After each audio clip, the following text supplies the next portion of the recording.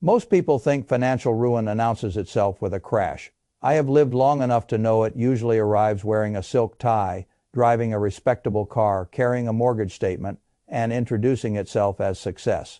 That is one of the ugliest truths in finance. A man can look prosperous for 10 years while quietly destroying his future. He can own a good house, take solid vacations, pay for decent schools, keep the right company, wear the right watch, and still be walking toward a retirement cliff with the relaxed expression of someone who believes he is standing on firm ground. I have seen that pattern in markets, in businesses, and in households. The numbers change, the psychology does not. People do not usually blow themselves up with one absurd decision. They do it with 25 years of reasonable-looking decisions that were never added together on one page. That is the part almost nobody wants to face. A single expense can look harmless. A whole life built out of harmless expenses can become a machine that eats freedom. If I were sitting across from a man in his 50s today, and he asked me what scares me most about his financial life, I would not begin with the stock market. I would not begin with tariffs, recessions, inflation headlines, political theater, or the latest expert warning about where the economy is headed next quarter. I would begin with the cost of his own existence. I would begin with what it costs him each month just to stand still. I would begin with the obligations that now own him. And I would tell him that the most dangerous decade in his financial life is often the decade he mistakes for his safest one by your 50s. You usually know how to earn. That is not the same thing as knowing how to keep. It is not the same thing as knowing how to preserve optionality. It is certainly not the same thing as building a life that can survive bad timing, bad health, bad markets, bad luck, and bad human judgment arriving in the same season. A lot of men discover that distinction far too late. They believe the peak earning years automatically become the peak compounding years. Sometimes they do. Sometimes those years become the years where income is highest, image is strongest, obligations are heaviest, and real wealth formation quietly goes backward. That reversal is brutal because it does not feel like decline while it is happening. It feels like maturity. It feels like responsibility. It feels like taking care of the family, maintaining standards, living at the level you work to reach. That feeling can bankrupt a future. I like to think in pictures because pictures discipline the mind. So let me give you one. Imagine a golden anchor, not an abstract one, a real anchor. Heavy, impressive, polished, the sort of thing people notice from the shore. It shines, it signals weight, it suggests permanence, it tells the world that something substantial has been built. That is what a mortgage can become. That is what a luxury car lease can become. That is what club dues become. That is what tuition contracts become. That is what a second property becomes. That is what subscriptions no one monitors become. That is what a fixed lifestyle becomes. That is what professional status becomes when it starts demanding monthly tribute. Each one looks respectable. Each one can even look prudent in isolation. But an anchor is not judged by how it looks in sunlight. It is judged by what it does when the tide changes, when the market falls at the wrong time, when the job vanishes, when a parent needs care, when a child cannot launch without help, when a marriage breaks, when health enters the equation. The golden anchor does not save you. It holds you in place while the water rises. It can pull you under faster than open foolishness ever would. That is why so many intelligent men get trapped. They do not recognize their liabilities because the liabilities are dressed like achievements. By the time a man reaches 50, he has usually spent decades saying yes to things that passed one very low test. Can I afford the monthly payment? That question has ruined more futures than bad stock picking. Monthly affordability is a weak test. It measures cash movement. It does not measure wealth creation. It does not measure resilience. It does not measure what happens when 5 moderate burdens become one crushing structure. A checking account can clear while a future collapses. I want you to understand the difference between income and wealth because most people speak as if they are the same thing. They are not even close. Income is what flows in. Wealth is what remains under your control after the structure of your life has taken its cut. A man can double his income and still fail to build wealth if every increase is matched or exceeded by a new layer of fixed obligation. That pattern is common enough to be ordinary. Take a man I will call Richard. Richard is 51, regional sales director. Smart, hardworking, disciplined in the narrow sense most people mean when they use the word. He makes $190,000 a year. That number impresses almost everyone who hears it because it sounds like a rival. And yet numbers only matter in relation to the system they live inside. Richard has a monthly mortgage payment of about $4,200 once taxes and insurance are included. He drives a BMW he leases for $750 a month because he feels he earned the right to enjoy what he drives after 2 decades of work. He owns a boat that comes with financing costs and storage costs even though it spends most of its life unused.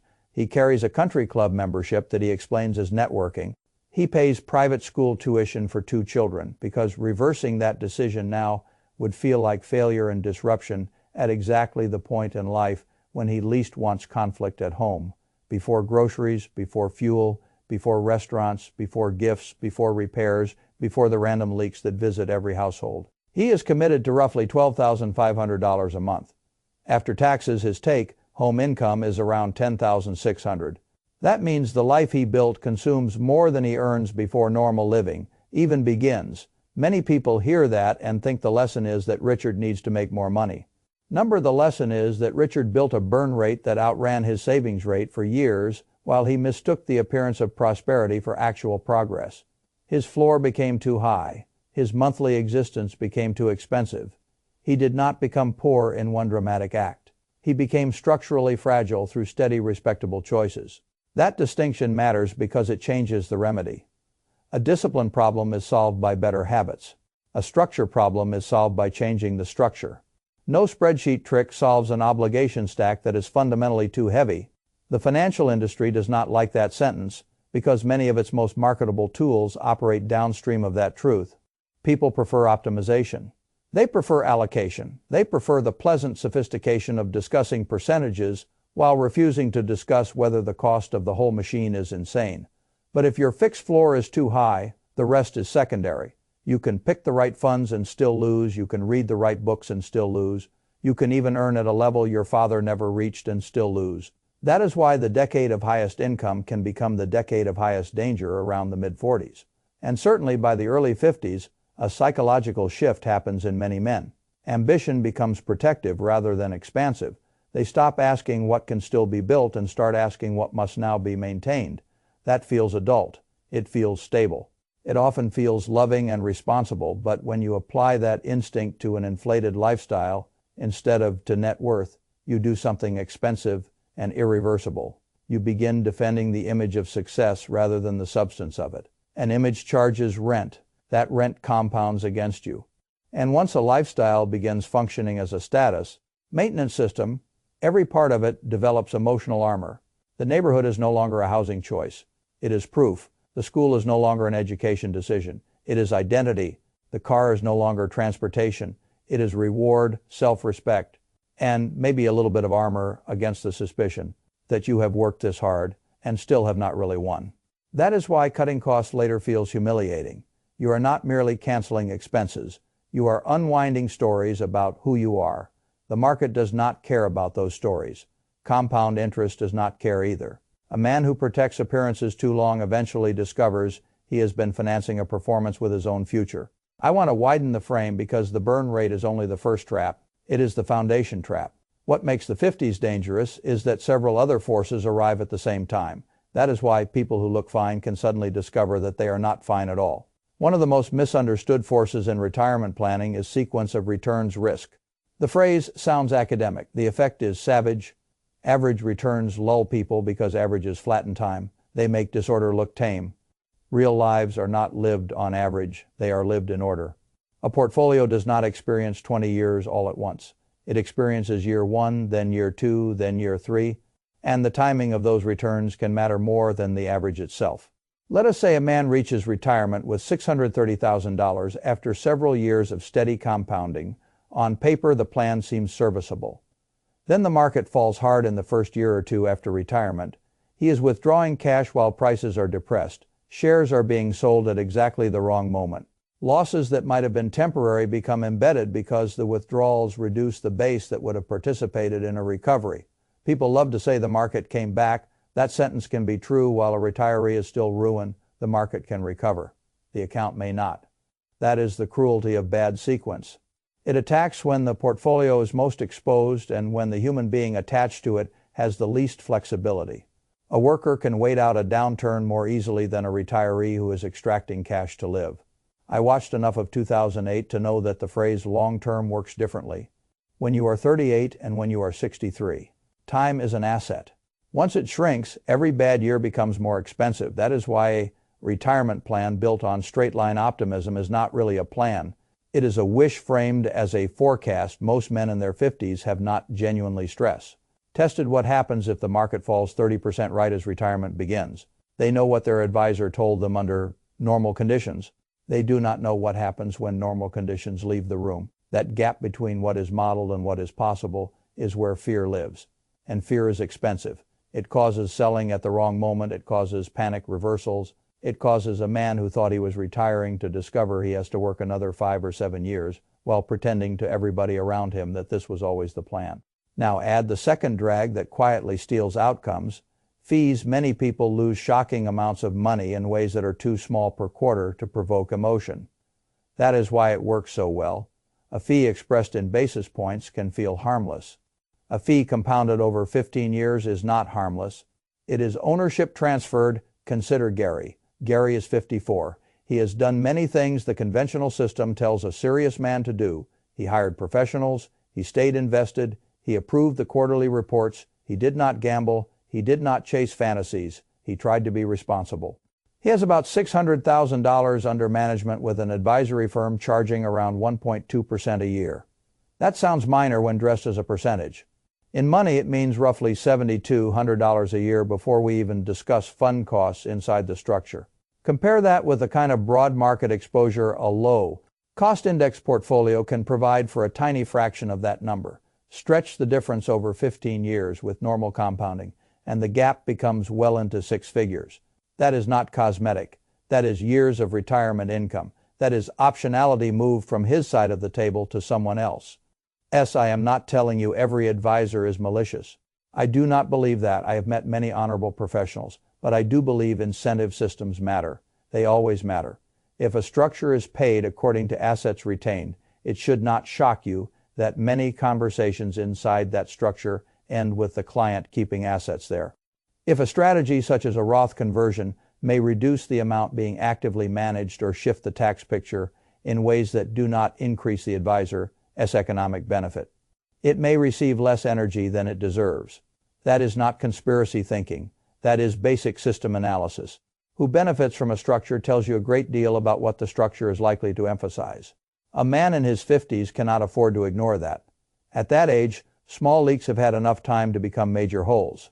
Gary's problem, though, is not only fees. Men in their 50s often get hit from several directions at once, and the danger comes from the overlap.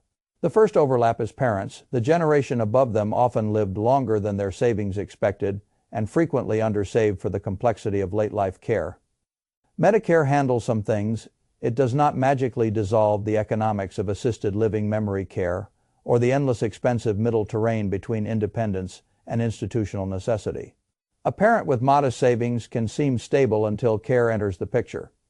Then the clock accelerates. $5,000 to $7,000 a month in care costs is not a theoretical figure.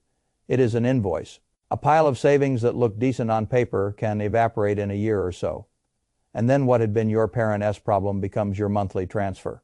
Gary's mother needed memory care. The cost came in above $6,000 a month. She had some savings, but not enough to outrun the reality of the bill. Gary ended up covering $3,000 a month on top of everything else. That is how the middle years ambush people.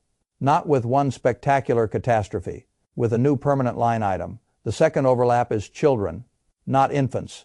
Not diapers, not youth sports, launch costs. College is one part of that, housing help can be another. The long transition into adult independence is more expensive than many men anticipated when they were younger and still believed a strong paycheck would solve everything. When a child is 16 or 18, the next several years can contain tuition, room, board, fees, vehicles, insurance, emergency transfers, and the emotional impossibility of acting detached while a son or daughter is trying to stand up. If the household did not systematically prepare through years of dedicated saving, the gap tends to be covered through current cash flow, home equity, borrowing, or retirement assets. Every one of those methods has a cost. Most people feel the emotion first and calculate the cost later. That pattern repeats everywhere. The third overlap is divorce. Few financial events are as destructive in the 50s because so much has already been built, and because the time remaining to rebuild is far shorter than it was at 34. A gray divorce does not merely divide a current salary and a few starter assets. It can split decades of accumulated retirement money. Force a house sale or settlement, create support obligations, insert legal fees at precisely the moment judgment is impaired, and break a plan that was only barely viable before the marriage broke. People talk about divorce as if it were an emotional event with financial consequences. In the 50s, it is also a financial event with emotional consequences, and both sides feed each other. Gary was separated, then he settled. The settlement took the house and roughly half the retirement account that used to make him feel, if not secure, at least plausible. Suddenly, a man who thought in terms of $600,000 was thinking in terms of $290,000 of investable assets at age 55. That number forces honesty. What had been theoretical becomes arithmetic. How many years remain? How much must now be saved? What lifestyle can actually be supported? What dreams must be delayed? What status symbols must go? Reality is not cruel because it tells the truth. It is cruel because it tells the truth late. That brings me to another trap that almost nobody treats as a line item, even though it is often one of the most expensive forces in an upper, middle class life professional identity. By 50, most men are no longer just individuals earning money. They are known as something: managing director, founder, partner, expert, the person who built a team, runs a region, carries responsibility, has people depending on him, has a reputation. That identity has value. It can help create income, but it also attracts a whole ring of expenses that function as maintenance of signal. Where you live signals it. What you drive signals it. The watch, the club, the schools, the vacation habits, the tiny comments about where you summered or how you travel, the expectation of what you wear to dinner or to the office, the assumptions others make about how a man at your level lives. Those signals are expensive. There is no prospectus handed to you explaining the 20-year compound cost of prestige maintenance, so people pay it blindly. Two men can earn similar incomes and end up in entirely different worlds because one treats income as a tool for freedom, while the other treats it as fuel for credibility. Call one Paul and the other Marcus. Both came out of business school. Both earned around the same money through their 40s by their early 50s. Both were bringing in roughly $220,000 a year. Paul maintained the full prestige footprint: right suburb, right car, private school, country club, the vacation pattern expected in his social orbit. None of it felt crazy in isolation. Each piece had a narrative around it. The children deserved the best. Networking mattered. Appearances mattered. There was a standard to uphold, and because each expense had a justification, the total system escaped scrutiny. Paul looked successful. Underneath, he was leaning on home equity and slowly sacrificing liquidity to support the performance. His retirement accounts were mediocre relative to income. His accessible net worth was thin. If the paycheck stopped, the image would not last long. Marcus made choices that were not austere, just deliberate. He lived in a good district, not the most prestigious one. He drove a used car he owned outright. He maximized retirement contributions once eligible. He used catch-up contributions instead of lifestyle inflation. He invested into simple, low-cost funds month after month. He let boring systems do what boring systems do when they are not interrupted by vanity. By 52, the gap between them was vast. Same career class, same broad market environment, same civilization. One bought approval, one bought options. That sentence is worth more than it sounds, because what most men want in their 50s is not another symbol. It is the right to say no to a job they hate. No to a promotion that will consume the last good years of their body. No to panic selling in a bear market. No to humiliating dependence. No to the feeling that retirement is a locked door they can see but cannot open. Options are purchased long before they are visible, and they are usually purchased by refusing 100 things that felt socially rewarding in the moment. People believe the rich man is the one with the biggest footprint. Often the rich man is the quiet one with a smaller fixed burden. The next truth is even less comfortable. A high burn rate does not only threaten retirement, it distorts the whole emotional life of the person carrying it. A man with too much monthly obligation loses negotiating power at work. He cannot endure much uncertainty. He cannot easily take a thoughtful risk. He cannot walk away when dignity requires it. He cannot slow down when health requires it. He cannot take a lower paying but meaningful role. He cannot absorb a bad year without panic. The burn rate colonizes his behavior. It quietly makes him obedient. That is why freedom is always purchased first in the balance sheet and only later felt in the mind. People talk about independence as if it were a personality trait. It is usually the financial result of a low enough floor and a high enough reserve.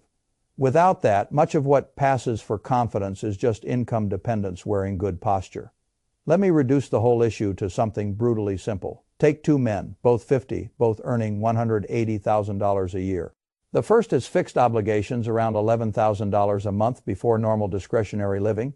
After taxes, he brings home roughly $9,800. He is effectively operating at a deficit before life even starts. He can cover the gap with debt, with delayed maintenance, with drawing on home equity, with undersaving, or with quiet household stress. None of those are solutions. They are translations of the same problem.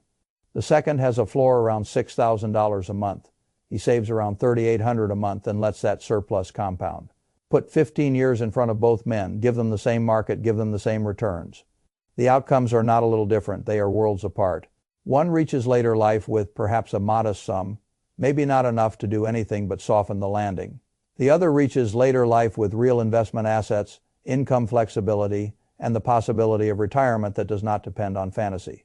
Same income, different structure. This is why I say the burn rate is the signal, and much of the rest is noise layered on top. Yes, taxes matter. Yes, inflation matters. Yes, markets matter. But a man whose life is built at a level that consumes nearly all incoming cash has already made the decisive error. The rest only determines how quickly the consequences appear. People dislike this kind of analysis because it strips away excuses. It is comforting to blame the market. It is less comforting to admit that the problem might be that you normalized a lifestyle no rational long-term model could support. Still, honesty is profitable, and dishonesty, especially the polite kind we practice with ourselves, is expensive. Now I want to return to Gary because he shows something important. He did not receive a miracle. He received arithmetic after the divorce settlement, after the loss of the house, after the shrinkage in investable assets. He did what many men wait too long to do. He moved to a smaller place. He brought fixed obligations down hard. He left the expensive advisory structure and shifted to a simple three-fund low-cost setup. He began Roth conversions while his tax bracket temporarily gave him room. He stopped defending the old image. Was it pleasant? Did it recover the lost years? Did it restore optionality? Yes, partially. That is what matters. A man who cuts the anchors late still improves his odds. A man who refuses to cut them because doing so injures his pride often converts a difficult situation into a terminal one. I have always admired practicality more than elegance. In markets, elegance often shows up right before trouble. Neat theories, polished narratives. People sounding clever, practicality sounds plainer. What do you owe every month? What can you cancel? What can you sell? What can you refinance? What fees are you paying? What tax moves have you ignored? What happens if the market falls right when you retire? How much of your supposed wealth is actually liquid? Who depends on you? Which future obligations are already visible even if they have not yet hit the statement? These are not glamorous questions. They are the questions that separate a survivable life from a fragile one. I learned very early that if a system only works under favorable conditions, it does not really work. It is merely waiting for unfavorable conditions to expose it. Many middle-aged households have built systems that only work under favorable conditions. Two incomes continue. Health holds. Parents do not need expensive care yet. Children launch on schedule. The market cooperates. Employment remains stable. The marriage stays intact. The house behaves. Interest rates do not bite. No one needs legal help. No one loses a job during a downturn. That is a lot of conditions. Any one of them can fail. Several of them often fail together. A serious financial life is built by assuming stress will eventually arrive and by preparing the structure, so stress does not become annihilation. This is one reason I prefer simple systems. Simple investing, low cost, high clarity, few moving parts. A lifestyle that is comfortably below maximum earnings power rather than delicately balanced on top of it. Boring is underrated. Boring does not impress neighbors. Boring creates margin. Margin is beautiful. A low-cost index fund does not flatter the ego. Automatic investing does not make a man feel like a genius. Driving a paid-off used car when your peers lease status does not produce applause. Living in a good home instead of the most admired one does not usually draw social admiration. But the math often smiles on these decisions in a way that social life never will, and eventually math decides. I have seen enough cycles to know that there are only so many levers an ordinary person can pull with confidence. You cannot control what the market does in your first retirement year. You cannot control whether a parent needs care. You cannot fully control whether a marriage survives. You cannot control whether a company restructures or whether your industry becomes less kind to people your age. You can control the floor. You can control fees.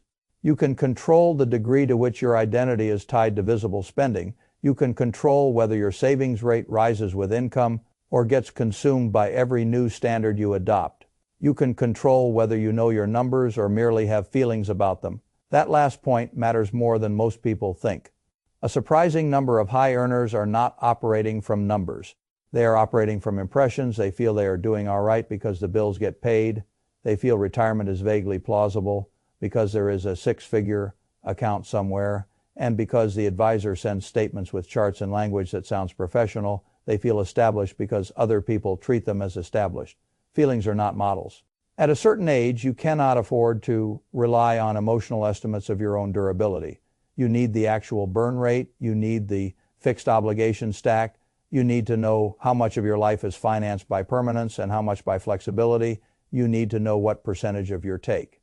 Home pay is already spoken for before the month even begins, and you need to know whether your current system would survive a bad sequence, a health event, or a family obligation that persists for years rather than months. That knowledge is unpleasant. It is also liberating. Fear grows in vagueness. When a man finally writes the numbers down, he may not like what he sees, but at least the enemy becomes visible. Once visible, it can be fought. I do not have much patience for people who tell others that all it takes is positive thinking, hustle, or some dramatic bet on the next exciting technology. Most fortunes are not improved by excitement. They are improved by consistency, cost control, patience, and refusing to interrupt compounding with ego. The men who reach 60 with real choice are rarely the loudest men at 52. Often they looked almost ordinary, while the more theatrical men looked triumphant. Ordinary is underrated when ordinary means low fees, controlled obligations, steady investing, tax awareness, and a willingness to disappoint social expectations in order to keep future freedom intact. That is not timidity. That is strategic indifference to applause. Applause does not pay for retirement.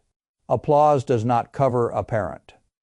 Care bill. Applause does not reverse a sequence of returns disaster. Applause does not refund advisory fees. Applause does not restore the years lost to lifestyle inflation. Only math does that, and math is merciless with vanity. If I had to condense the whole problem into one sentence, I would say it this way. Many men in their 50s are not threatened by a lack of success. They are threatened by the cost structure success allowed them to normalize.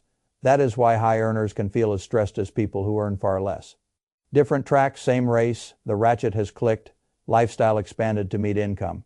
And now every new dollar enters a system already designed to consume it. A man in that position often says he is trapped by circumstance. Sometimes he is. Often he is trapped by commitments that once made emotional sense and were never reevaluated after the facts changed.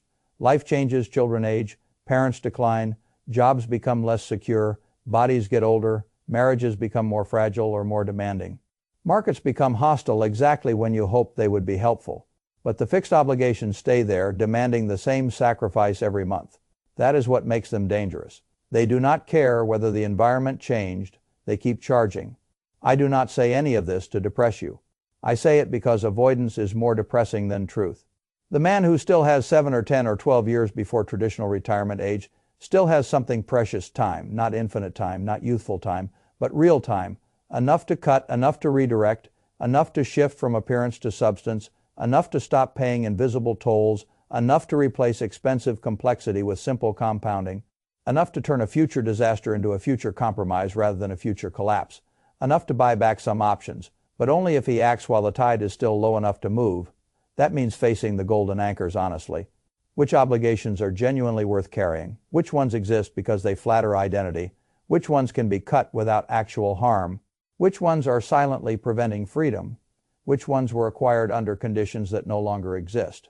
That review requires maturity of a higher sort than mere earning ability. It requires emotional detachment from old symbols. It requires the humility to admit that some achievements have turned into liabilities. That is hard. Psychologically, achievements are sticky. Once something has signaled advancement, it is painful to relabel it as a drag. A man will often keep paying for a thing long after he stopped valuing it because abandoning it feels like confessing a mistake.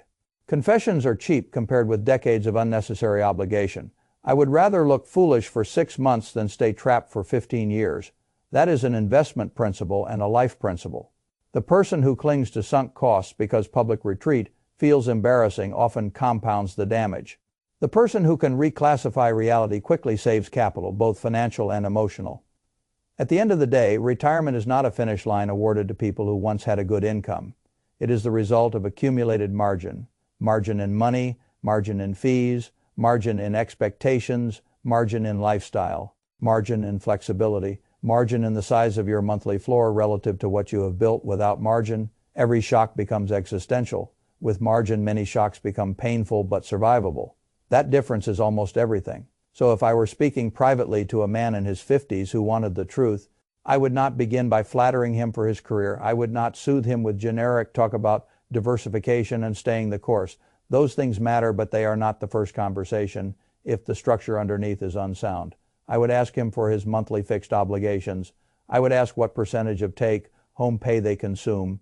I would ask what happens if the market falls hard in the first years of retirement. I would ask what fees he is paying. I would ask what support he may soon be giving parents or children. I would ask whether his current life is genuinely built for freedom or merely built to look like the kind of life a successful man is supposed to have. And then I would tell him something simple. The men who reach later life with real options are not always the ones who earn the most. Very often they are the ones who learned to cut the anchors before the tide came in. They did not worship appearance. They respected compounding. They refused unnecessary drag. They kept their floor manageable. They treated every fixed obligation as something that must justify itself not once, but over and over, against the value of future freedom. They understood that a rich-looking life and a wealthy life are often enemies. They chose the second one. That choice does not usually feel exciting while you are making it. Later, it feels like air. And in the second half of life, air is worth a great deal.